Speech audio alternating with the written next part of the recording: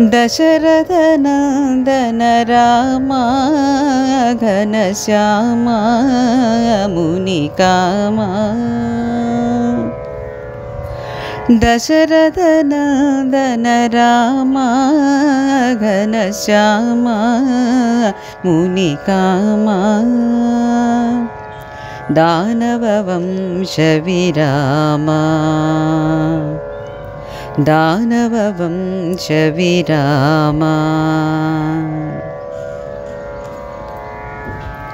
मेरुधीरघन मेघश्यामा घोरदैत्यसंहारक रामा मेरुधीरघन मेघश्यामा घोरदैत्यसंहारक रामा कारुण्याकर रामा घनश्यामा मुनिकामा दानववंशविरामा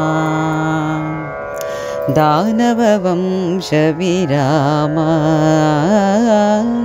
दानववंशविरामा।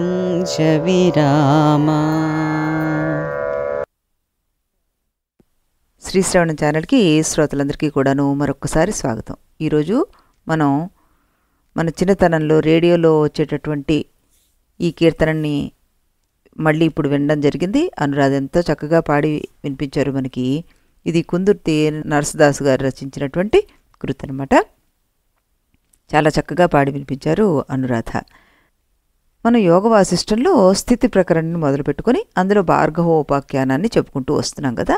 అందులో శుక్రుడు మనకి అప్సరస్తో పాటు తిరిగి వెళ్ళడం, ఆ తర్వాత పుణ్యక్షయం అయిపోయిన తర్వాత ఒక భావన మనసులో అనుసంధానం అయిపోగానే అతను తన ప్రియురాలతో కలిసి భూమి మీద పడిపోవడం. ఆ పడిన విధానం ఎలా ఉంది అంటే పుణ్యం నశించిపోయిందనే అనుసంధానం ఉండడం వల్ల అతనికి తన దివ్య శరీరం కూడా చితికిపోవడం.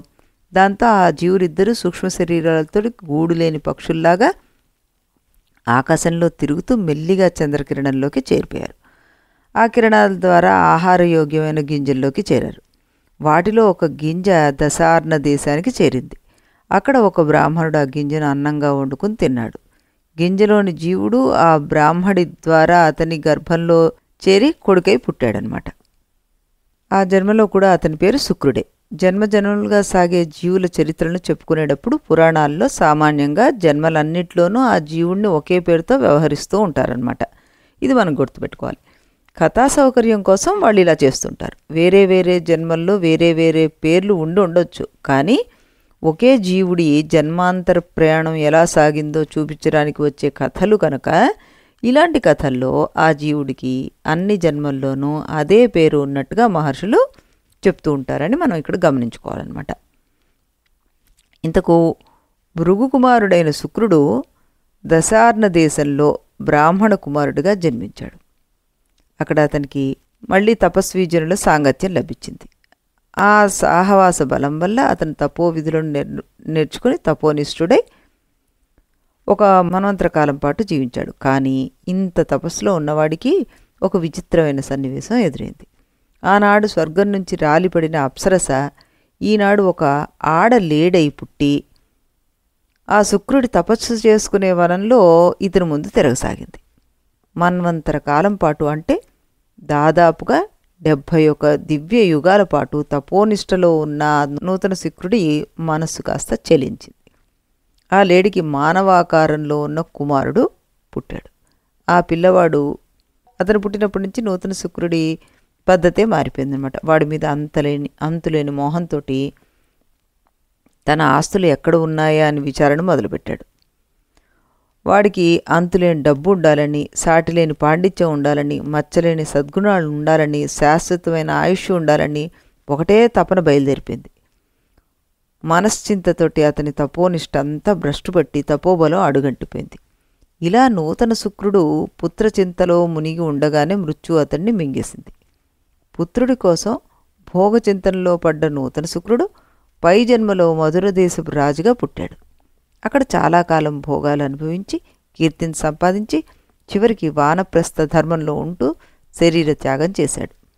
ఈ తపో వాసన వల్ల ఆ పై జన్మలో అతడు సమంగా మహానదీ తీరాన తాపసపుత్రుడే జన్మించాడు. రామ, ఈ జన్మలో మాత్రం అతనికి పూర్వపు చెడు సంస్కారాలను తొలగిపోయి సుస్థిరమైన వైరాగ్యం కలిగి సమాధి స్థితి అందిపోయింది. ఆ నదీ తీరంలోనే చెట్టులాగానే నిశ్చలంగా ఉండిపోయాడు అతను. రామ, ఈ కథా పరంపరలో మొదటి మాట మర్చిపోయావేమో. ఈ జన్మ పరంపరంతా ఎక్కడ జరిగింది? మందర పర్వతం మీద తండ్రి పక్కన కూర్చుని మనసు యొక్క ఏకాగ్రత కోసం కుస్తీ పడుతున్న శుక్రుడి మనోరాజ్యంలో జరిగింది. ఆనాటి ఆ శుక్రకుమారుడు అలా ఆలోచిస్తూ ఒళ్ళు మరిచిపోయి కూర్చోగా వేలకు వేల సంవత్సరాలే దొల్లిపోయాయి. ఇన్ని వేల ఏళ్ల మధ్యలో తిండి నీళ్లు లేక ఆ శరీరం శుష్కించిపోయి ఒక రోజున ఎండుటాకుల్లా రాలిపోతుంది. మొదలు నరికిన చెట్టులా పక్కకి ఒరిగిపోయింది. ఆ శరీరం ఇలా కూలిపోయిన అతని మనసు మాత్రం కోడి వయస్సులో ఉన్న లేడి పిల్లలాగా గంతులు వేస్తూ ఉందన్నమాట. అది అలా లక్షల సంవత్సరాలు గంతులు వేసి వేసి చివరిగా సమంగా నదీ తీరంలో విశ్రాంతి చెందింది. అనంత వృత్తాంతం ఘనాం పేలావాం సుదృఢామపి సంస్కృతి దశాం శుక్రో విదేహో అనుభవం స్థిత అన్నారు. ఇన్ని లక్షల సంవత్సరాలుగా ఆ శుక్రుడి దేహం లేకుండానే ఇన్ని జన్మల సంసార దశను అనుభవిస్తూ వచ్చేశాడు. దేనివల్ల అలా చేయగలిగాడు అంటే, జీవులు ప్రస్తుత దేహమే సత్యమని భ్రాంతిని వదిలి పాత దేహాలను మర్చిపోతూ ఉంటారు. ఆ మరుపు వల్లే ఈ సంసారం ఇంత దృఢంగా ఉంటుందన్నమాట. దీంట్లో ఉండే సంఘటనలన్నీ ఇంత ఘనంగా ఉంటాయి. అయినా ఇవన్నీ మనస్సు చేసే కల్పనలు మాత్రమే కనుక ఆ మొత్తం సంసారం అంతా కలిపితే అది నిస్సారమే. ఇప్పుడు భృగు కుమారుడు చేసింది కూడా మానసిక కల్పన మాత్రమే కనుక అతడు శరీరం లేకుండానే ఇన్ని జన్మలు అనుభవించగలిగాడు. ఇంతటి సంసార కల్పనకు మూల కారణమైన అతని మనస్సుకు ఒకనాడు ఆధారంగా ఉన్న భృగుపుత్రు శరీరం, ఆనాటి స్థూలదేహం ఇప్పుడు పూర్తిగా శిథిలం అయిపోయి ఉందన్నమాట. దానిలోని రక్తమాంసాలు ఎండిపోయి ఎముకలు చర్మము మాత్రం మిగిలాయి. ఇలాంటి నీచ దశలో దిక్కులేని శవం పడి ఉన్నా అక్కడ పశుపక్షాదులు ఏవి ఆ శరీరాన్ని పీక్కు తినలేదు. మరి దీనికి కారణం ఏమిటి అంటే, పక్కన సమాధిలో కూర్చుని ఉన్న భృగు. ఆయన రాగద్వేషాలు లేని మహాతపస్సాలి. ఆయన తపోబలం వల్ల అక్కడ ఉండే పశువులు పక్షులు కీటకాలు కూడా ఆ శరీరం పట్ల స్నేహభావంతో ప్రవర్తిస్తున్నాయి. ఇలా ఉండగా భృగు మహర్షి లెక్కలో 1000 సంవత్సరాలు అయ్యాక ఒక రోజున భృగు మహర్షి తపస్సు నుంచి లేచి పక్కనే ఎముకలు చర్మం మిగిలిపోయి ఎండిపోయి ఉన్న కొడుకు శవం తన పక్కన కనిపించడంతో అంత మహాతపస్వి అయిన భృగు మహర్షి కూడా పుత్రశోకం ముంచెత్తుకొచ్చింది. ఆ శోకం క్రోధంగా మరి, అరెరే, నా తపస్సుకు భయపడి ఇక్కడ పశుపక్షులు కీటకాలు కూడా నా కొడుకు శరీరాన్ని ముట్టుకోవడానికి సాహసించలేదే. ఈ పాడు మృత్యుదేవతకి ఎంత ధైర్యం! నేను బ్రతికుండగానే నా కొడుకు ప్రాణాలు తీసుకుపోతాడా? వాడిని ఇప్పుడే శపించి పారేస్తానని తనలో తనే ఉగ్రంగా ఆలోచించసాగాడనమాట. మహర్షి ఆలోచన తరంగాలు మృత్యుదేవతను తాకే. వెంటనే భృగు మహర్షి ముందు సాక్షాత్కరించి ఆయన ఇలా అన్నారు. మహర్షి, లోకస్థితి తెలిసిన వాళ్ళు, తత్వజ్ఞానాన్ని అందుకున్నవాళ్ళు, ఇతరుల దగ్గర తప్పులు ఉన్నా కోపం తెచ్చుకోరు. తప్పు లేని చోట కోపం తెచ్చుకోరని ప్రత్యేకంగా చెప్పక్కర్లేదు కదా. మీరు తపస్సులు, మేము పదవుల్లో ఉండి విధి నిర్వహణ చేసే అధికారులు. ఒకరికి భయపడి మా విధులు మానుకోలేం కదా. పెద్దలంటే గౌరవం ఇస్తాం కానీ భయపడం. కాబట్టి మహర్షి, నన్ను శపించాలనుకుని మీ తపస్సు మొత్తం పాడు చేసుకోకండి అన్నారు. నేనెవరిని అనుకుంటున్నావు? నేను కాలాన్ని. ఇప్పటికీ కొన్ని కోట్ల బ్రహ్మాండాలను మింగేశాను. కోట్ల బ్రహ్మలను, విష్ణువును, మహేశ్వరులను మింగేశాను. ఇక మీలాంటి వాళ్ళు నాకో లెక్క. వాళ్ళెవ్వరూ నన్ను శపించలేదే, నువ్వు శపిస్తావా నన్ను అంటూ మాట్లాడుతూ, ఇందరిని మింగుతున్నానంటే అది నా రాగద్వేషం వల్ల కాదయ్యా, అది సృష్టిలో నా కొరకు ఏర్పడ్డ నియతి. నీరు పల్లానికి పోయినట్లు జీవులు కాలం నోట్లో పడిపోతారు. నీకు ఒక నియతి ఉంది, నాకు ఒక నియతి ఉంది. అజ్ఞానంలో పడి నీ నీతిని నువ్వు పాడు చేసుకోకు. అయినా నీ తెలివి ఏమైపోయింది? నీ తపస్సు ఏమైంది? నీ దివ్యదృష్టి ఏమైంది? నీ తత్వజ్ఞానం ఏమైంది? కొడుకు మరణించాడని ఇంత గందరగోళ పడిపోతున్నావే? నీకు తెలీదా జీవికి స్థూలదేహం కన్నా సూక్ష్మదేహమే ప్రబలమని? సూక్ష్మదేహం అంటే ఏమిటి? సంకల్పమే సూక్ష్మదేహం కదా, మనస్సే సూక్ష్మదేహం కదా. నువ్వు తపస్సమాధిలో ఉండగా నీ కొడుకు యొక్క సంకల్ప శరీరం మనోరథాలనే మార్గంలో చాలా దూరం వెళ్ళింది సుమా. అలా వెళ్ళేటప్పుడు మొదట కొంతసేపు భృగుపుత్ర శరీరంతోనే వెళ్ళింది. ఆ తర్వాత అది స్వర్గలోకానికి చేరి దేవతా శరీరాన్ని ధరించింది. ఆ శరీరంతో 4 యుగాల కాలం గడిపేసింది. అక్కడి నుంచి భూమి మీద పడి దశార్ణ దేశంలో బ్రాహ్మణ శరీరాన్ని ధరించింది. ఆ పై జన్మలో కోసల దేశ రాజ శరీరాన్ని కూడా ధరించింది. ఆ పై జన్మలో అడవిలో పల్లెటూరు వాళ్ళలాగా జన్మించింది. ఆ తర్వాత గంగా తీరంలో హంస అయింది. ఆ తర్వాత సూర్యవంశంలో ఒక రాజయింది. ఆ తర్వాత సౌర సాళ్వ దేశాలలో మంత్రాలు ఉపదేశించే గురువైంది. ఆ తర్వాత విద్యాధర లోకంలో ఒక విద్యాధరుడైంది. తర్వాత భూమి మీద ఒక మునిపుత్రుడయ్యింది. ఆ తర్వాత మద్రదేశ రాజయింది. ఆ తర్వాత ఇప్పుడు నీ కొడుకు వాసుదేవుడనే ఋషికి పుత్రుడిగా సమంగా నదీ తీరాన తపస్సు చేసుకుంటున్నాడు అంటూ ఎన్ని జన్మలు ఎత్తాడు, ఎలా ఎలా పొందాడు అన్నది చెప్పారనమాట. మహర్షి, నీ కొడుకు మానసికంగా ఎత్తిన జన్మలన్నీ చెప్పలేదు, నేను కొన్ని మర్చిపోయాను కూడా. ఓసారి వింధ్యాపర్వతం మీద కిరాతకుడయ్యాడు వాడు. మరోసారి సౌవీర దేశంలో మండలేశ్వరుడయ్యాడు. మరోసారి తిగర్త దేశంలో గాడిదిగా కూడా పుట్టాడు. మరోసారి కిరాత దేశంలో వెదురు పొదలాగా పుట్టాడు. మరోసారి నీళ్లు లేని జింకలాగా పుట్టాడు. నీళ్లు లేని చోట జింకగా పుట్టాడు. మరోసారి తాటి చెట్టు మీద పాముగా పుట్టాడు. మరోసారి మద్ది చెట్టు దగ్గర అడవి కోడిగా పుట్టాడు. మరొకసారి మాంత్రికుడుగా పుట్టి విద్యాధరత్వాన్ని సాధించాడు. ఈ విద్యాధర శరీరంతో ఒక కల్పకాలం పాటు వెలిగిపోయి కల్పాంత సమయంలో ప్రళయాగ్నిలో పడి మిడతలాగా భస్మమయ్యాడు. ఆ తర్వాత మళ్ళీ సృష్టి ప్రారంభమైనప్పుడు వాసుదేవుడనే బ్రాహ్మడికి పుత్రుడిగా పుట్టాడు. అంటే నీ పుత్రుడి మనస్సు ఇప్పుడు వాసుదేవ పుత్రుడిగా రూపుతుంది, తపస్సు చేసుకుంటోంది. అది నీకు కావాలనుకుంటే నీ దివ్య దృష్టిని సారించు అంటూ చెప్పారన్నమాట. ఇక్కడ మనం ఒకటి గమనించాల్సింది ఏంటంటే, ఇందాక వశిష్ఠుల వారు స్వయంగా భృగుకుమారుడి కథ చెప్పేటప్పుడు ఇన్ని జన్మలు చెప్పలేదు. ఇప్పుడు మృత్యుదేవత ద్వారా చాలా జన్మలు చెప్పించాడు. ఈ కథాగమనంలో ఈ వివరాలన్నీ అప్రధానాంశాలు. అనేక జన్మలు సుదీర్ఘ కాలము గడిచాయి. అంతవరకే ఈ వాక్యాల తాత్పర్యంగా మనం స్వీకరించాలి. ఇక ఆ కాలానికి ఈ కాలానికి పొంతన లేదు. ఇక్కడే కీలకాంశం ఉంది. భృగు మహర్షి లెక్కలో అది 1000 ఏళ్ళు, శుక్రుడి జన్మల్లో లక్షల ఏళ్ళు. ఇదే ఇక్కడ కీలకాంశం. ఈ విషయాన్ని ఉత్పత్తి ప్రకరణలో మనం లీలోపాఖ్యానం ద్వారా వివరించడం గమనించాం. ఇక మళ్ళీ మనం కథలోకి ప్రవేశిద్దాం. అప్పటిదాకా హోంకరించిన భృగు మహర్షి ఈ మాటలతో మెత్తబడి చేతులు జోడించేసి కాలదేవతను భగవాన్ అని పిలుస్తూ ఇలా అన్నాడు. భగవాన్ మృత్యుదేవత, నీ ముందు మేమంతా నియతి బలం వల్లనే నేను పుత్ర వ్యామోహంలో పడిపోయాను. నీ నియతిని గమనించక నిన్ను శపించాలని అనుకున్నాను. తప్పు చేశాను, శిక్షార్హుణ్ణి. నువ్వు చెప్పినట్లుగానే దివ్య దృష్టితో చూశాను. సమంగ నదీ తీరంలో నా కొడుకు తపస్సు చేసుకుంటున్నాడు. ఇప్పుడు నాకు బాగా నిశ్చయమవుతోంది, ఈ శరీరం వల్ల మనస్సు రావడం లేదు, మనస్సు వల్లే శరీరం వస్తుంది. పంచభూతమయంగా ఇంత గట్టిగా కనిపించే ఈ శరీరం మనస్సు వల్లే తయారవుతుంది. మనోజగతి భూతానాం ద్వే శరీరేత్ర సర్వగం మన ఏవ శరీరం హీనేదం భావ్యతే జగత్ అన్నారు. కనుక ప్రతి మనిషికి ఒకటి కాదు 2 శరీరాలున్నాయి.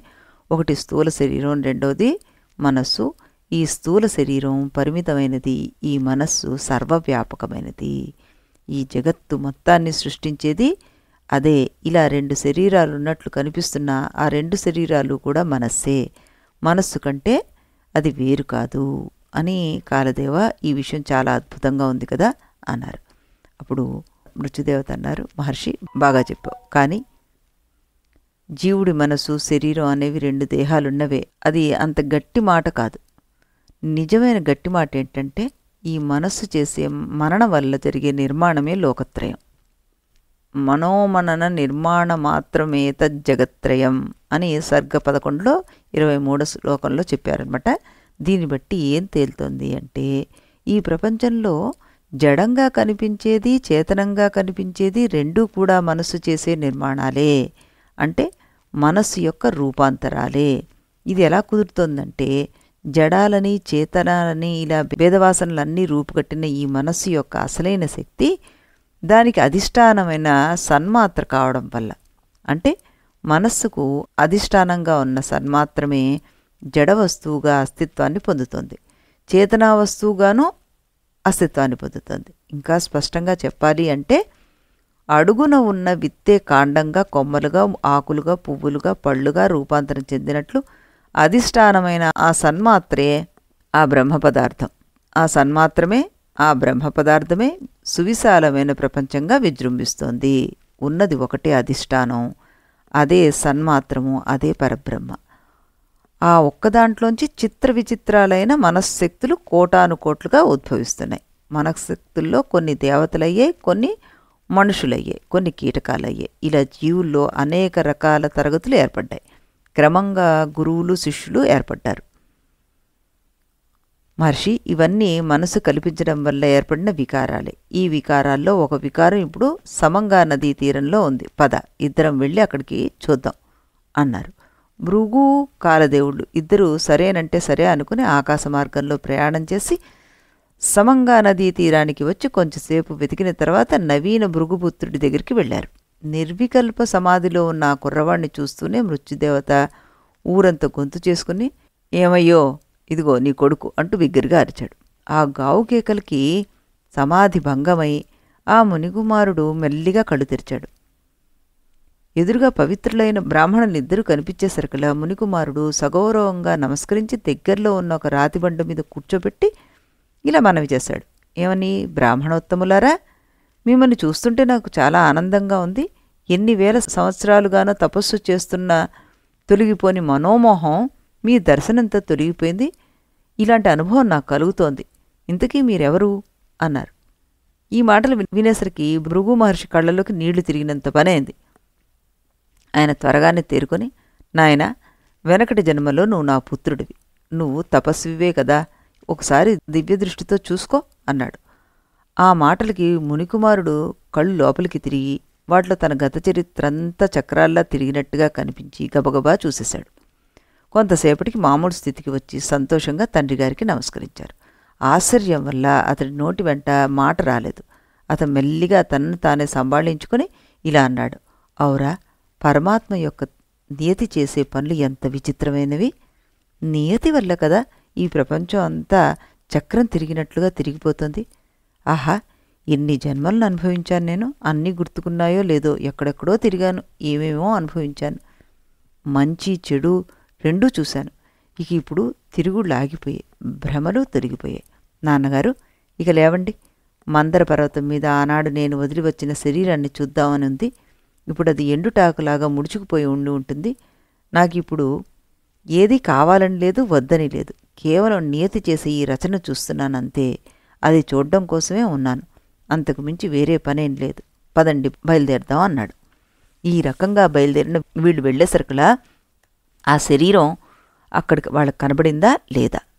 ఈ విషయాన్ని మనం రేపు ఇదే సమయానికి ఇదే ఛానల్లో మరొక రాముల వారి కీర్తనలు విన్న తర్వాత అప్పుడు చెప్పుకుందాం. అంతవరకు సెలవు.